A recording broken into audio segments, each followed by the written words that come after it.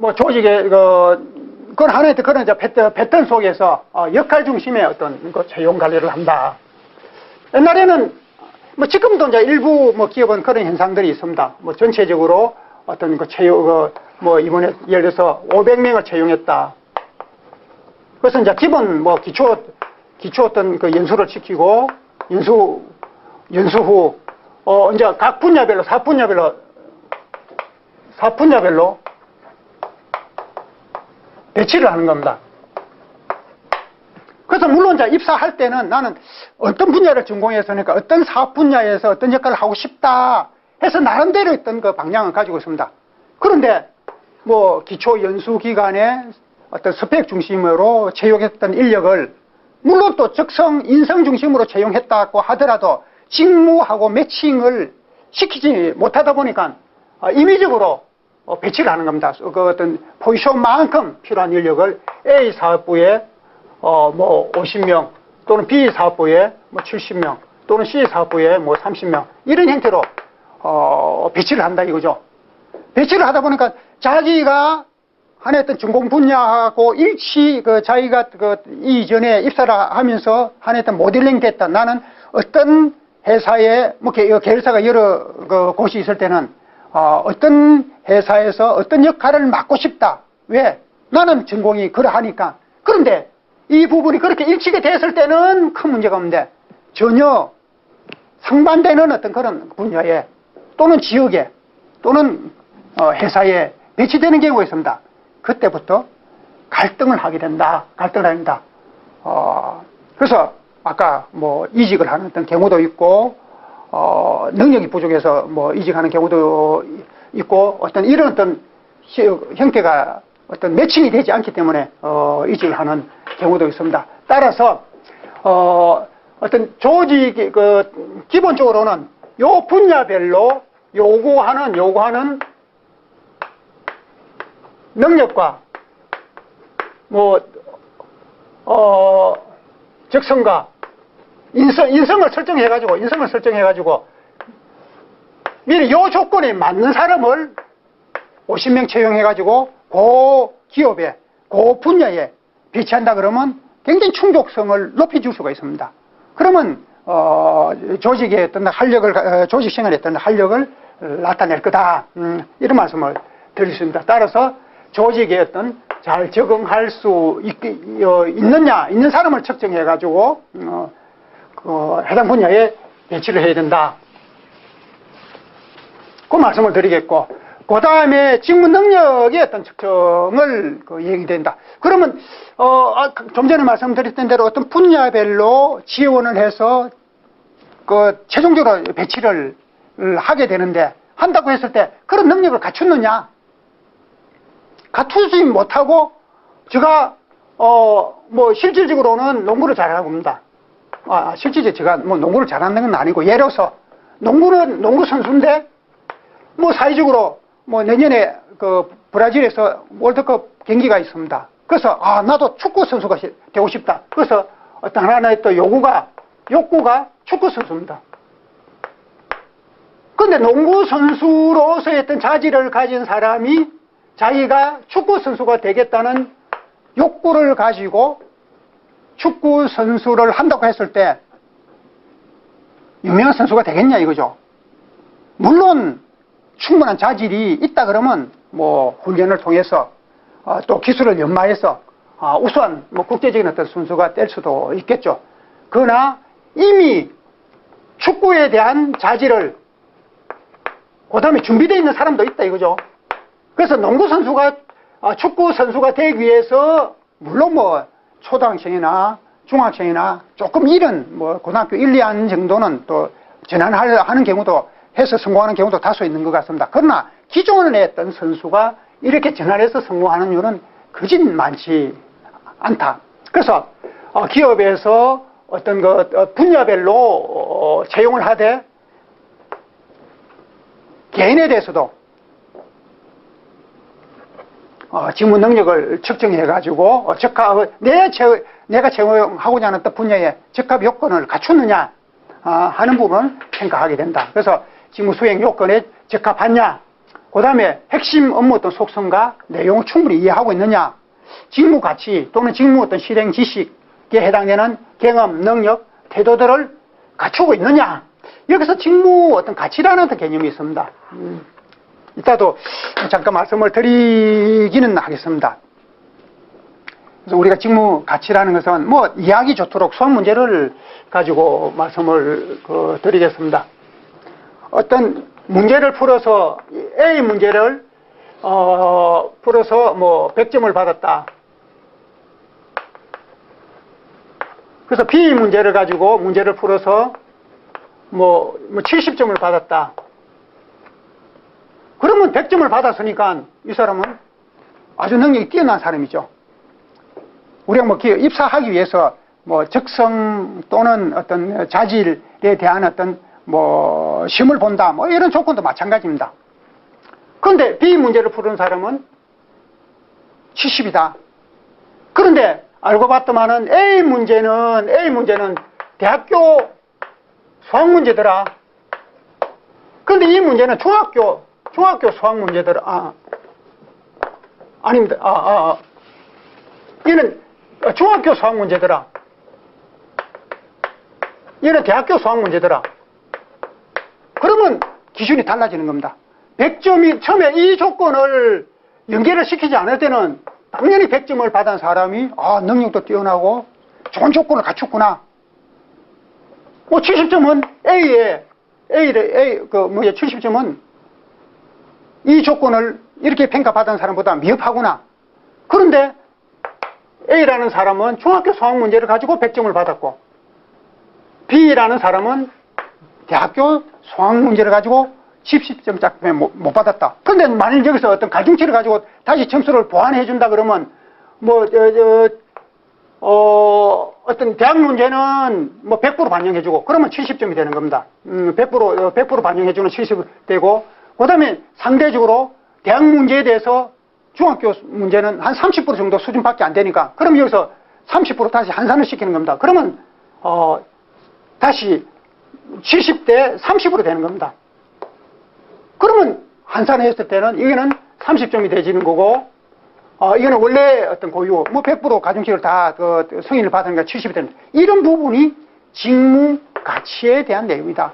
그래서 조직에서는 누가 어떤 일을 얼마만큼 했느냐 하는 부분도 중요하고, 그 내용이 상대적으로 어느 수준이냐, 어느 수준의 역할을 해서 얼마만큼 성과를 나타냈느냐, 이 부분을 굉장히 중요시 하는 겁니다. 왜?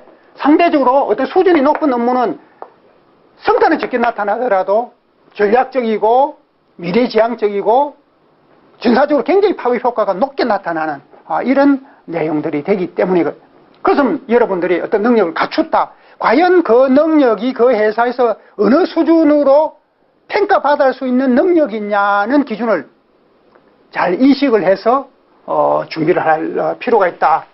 그렇지 않으면 나는 능력을 갖췄는데 왜 나를 선택해 주지 않느냐. 그는 그 능력의 어떤 수준이 상대적으로 양은 많더라도 수준이 낮기 때문에 그 기업에서 요구하는 조건에 미달된다. 이렇게 이해를 해 볼 필요도 있습니다. 그 다음에 업무 문제, 이해력.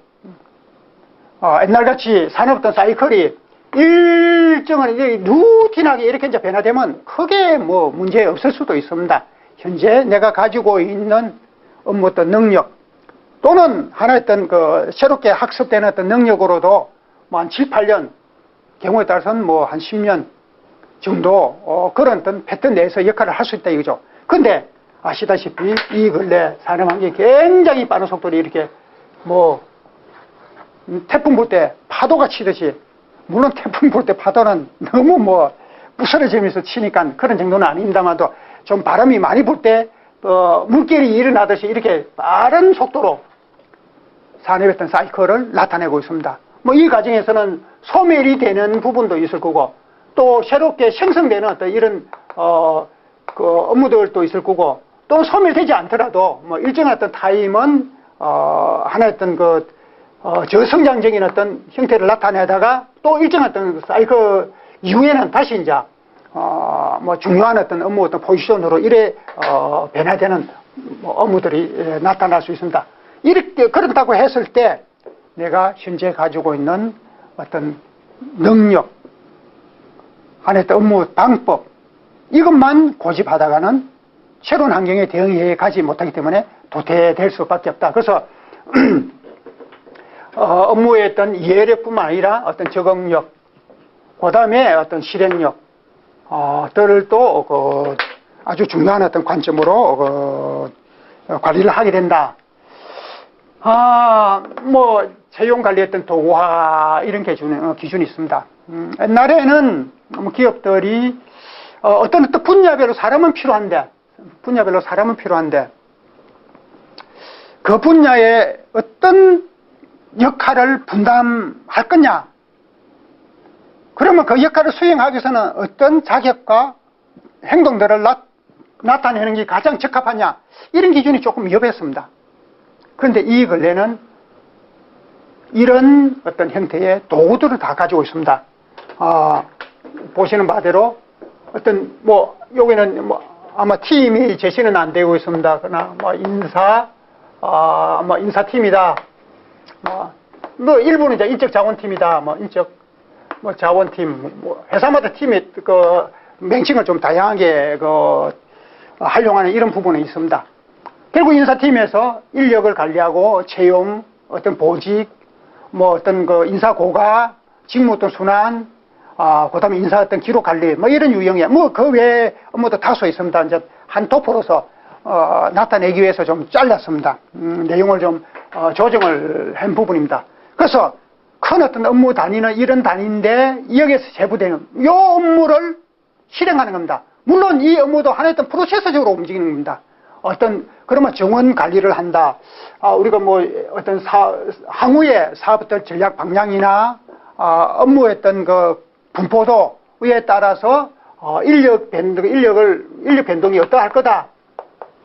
인력 변동이 어떻게 나타날 거다. 이건 이제 계획적인 어떤 내용이죠. 그러면, 예를 들어 1000명이 필요하다. 현재는 900명이다. 그러면, 이제 100명이, 마이너스 100명이 되지는 겁니다. 100명을 채용해야 된다, 그죠? 그러면 어떤 인력을 채용할 거냐? 그러면, 전공 분야별로, 어떤 팀별로, A팀 5사람, B팀 30명, 그 다음 C팀 40명, D팀 또는 몇 명, 일을 하기 때문에, 그러면 요 팀별로, 인력을 전공 분야에 맞는 또는 경험을 갖춘 사람을 채용하고자 하는 겁니다. 그러면 이제 채용해진 것 같으면, 채용 계획이 이제 수립된 것 같으면 이제 계획이죠. 계획이 수립된 것 같으면 이제 진행을 하겠죠. 모집 공고도 내고, 입사 서류도 접수받으면서 어떤 것도 절차 과정을 거치게 되는 겁니다. 이제 채용 절차 과정을 거치게 되고, 거칠 뿐만 아니라 기존 인력에 대한 900명들도 기존적으로 상시적으로 관리하는 겁니다. 직무, 고가도 하고, 보직 어떤 변경도 시키고, 이런 등등의 어떤 역할을, 진행적인 어떤 역할을 하게 되는 겁니다. 그 다음에 이제, 많이 새로운 어떤 인력들이 채용이 되어져 있으면, 이제 채용된 인력에서 이제 관리를 하게 되는 겁니다. 이제, 배치도 하고, 저쪽에도 업무가 있습니다만도 배치도 하고, 연수도 시키고, 또 적응이 잘 되는지, 적응력에 대한, 관리도 이행하는 겁니다. 그 다음에 이제 나머지 이런 일련의 과정들이, 그 다음에, 채용이 효율적으로 채용을 잘 실현했기 때문에, 자기 어떤 역할에서 아주 효율적인 어떤 역할을 잘 하느냐, 못하느냐. 그런데 이번에 또 채용을 실패했느냐. 입사한 인력이 100명 중에서 30명이 이직을 했다. 또는 10명이 어떤 퇴사를 했다.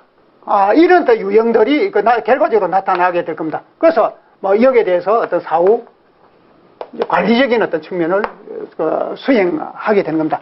이런 부분이 하나의 사이클적으로 모든 업무는 계속 반복적으로 일어나는 겁니다. 반복적으로.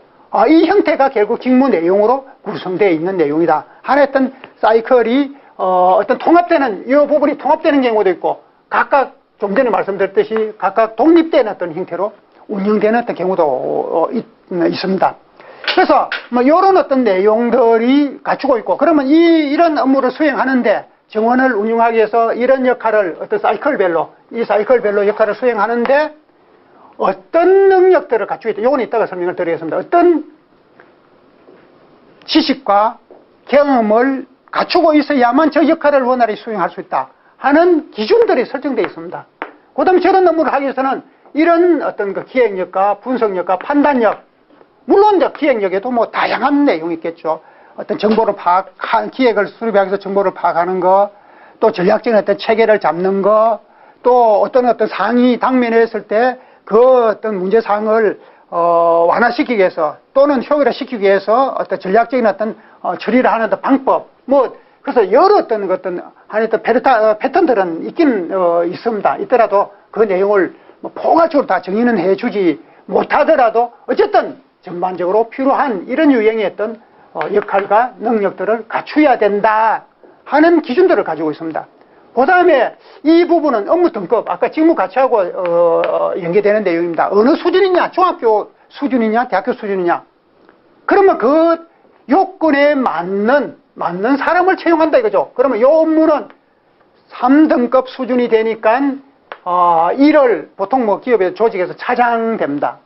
상급은 아마 과장, 뭐 회사마다 또 기준이 직급 어떤 위계가 달리 구성되기 때문에 다수의 어떤 차이는 있더라도 뭐 공통적으로 그러하다는 겁니다. 그래서 그러면 결국 이 업무를 담당할 사람은 뭐 한 사람이 필요하다. 그러면 요 직급에 있는 요런 능력과 경험을 가진 사람을 채용해서 배치한다. 이렇게 되는 겁니다. 그러면 이제 대부분 다 우리가 이제 신입 사원인 경우에는 뭐 이런 유형의 업무들이 되겠죠. 이런 어떤 유형들에 해당되는 업무들, 이런 기준들이 기업에서는 다 가지고 있습니다. 그러면 여러분들이 만일 입사를 한다고 했을 때 나는 경영학을 전공했습니다. 또는 행정학, 뭐 경제학을 전공하더라도 나는 인사팀의 업무를 수행하기 위해서 이런 내용에 대해서 선행적인 학습을 했습니다. 준비를 했습니다. 뭐 이수 어떤 과목도 인사팀에서 할 수 있는 과목 중심으로 저는 공부를 집중했습니다. 이런 유형의 능력들을 갖추고 있습니다. 그렇게 만일 어프로치를 한다 그럴 때 면접 당사자가 아마 정말 그렇느냐 해서 그 기업의 실무적인 내용을 아마 질의를 하게 될 겁니다. 그 다음에 명확한 기준으로 대답을 해주고, 그러면 뭐 신입사원이더라도 경력직 이상의 맞춤식 지식을 갖추고 있다. 그 다음에 역할을 이해하고 있다. 그러면 우선적으로 선택을 당할 수가 있다는 겁니다. 다른 것보다 선택을 받을 수가 있게 되는 겁니다. 따라서 여러분들이 뭐 어떤 포괄적인 적성과 인성 관리를 뛰어넘어서 직무와 역할 중심의 취업 준비를 해 가야 된다. 그래야만 취업에 성공할 수 있다.